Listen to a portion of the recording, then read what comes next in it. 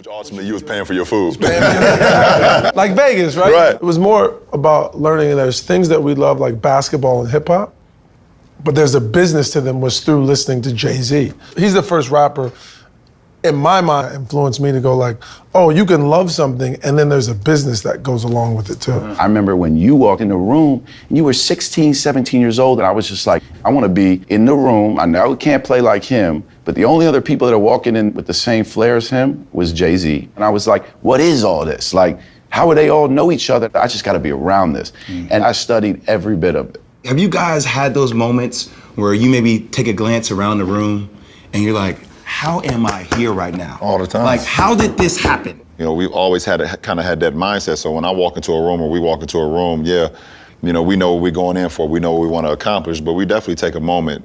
We don't even have to say it. You know, you can just feel it. You take a moment and say, you know, thank the man above for giving us this blessing.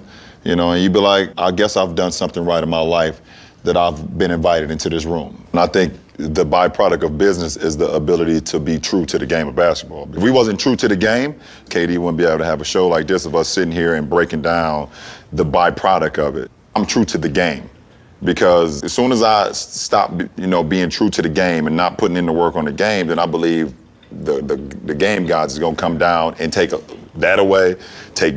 But we know this is not gonna be here forever as far as us dribbling and crossing and shooting and jumping and do other things, not just you on the basketball court. Yeah.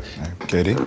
You step into these rooms, you just appreciate greatness when you see it. You realize that we're all unique in different ways, and that kind of drives me and drives us in our separate paths as well, that, you know, we can reach the pinnacle, whatever it is for us, if we could just stay on our path and continue to just keep perfecting what it is that we love to do. And it's pretty inspiring walking in and seeing different people from different fields. You know, we keep motivating each other. That's important because you got to be reminded that in this, like, all of this is incredible. Like, I was saying, holy shit, I'm in the room with my partner, right? Like, that was the humility I felt in it because it's all I wanted to do. And it goes back to what LB said about the business being a byproduct of the love of the game, right? To be honest, man, the only thing I ever wanted to do as a kid was just to make it to the league and play every day. I just wanted to play ball every day. So I'm really doing everything I always wanted to do.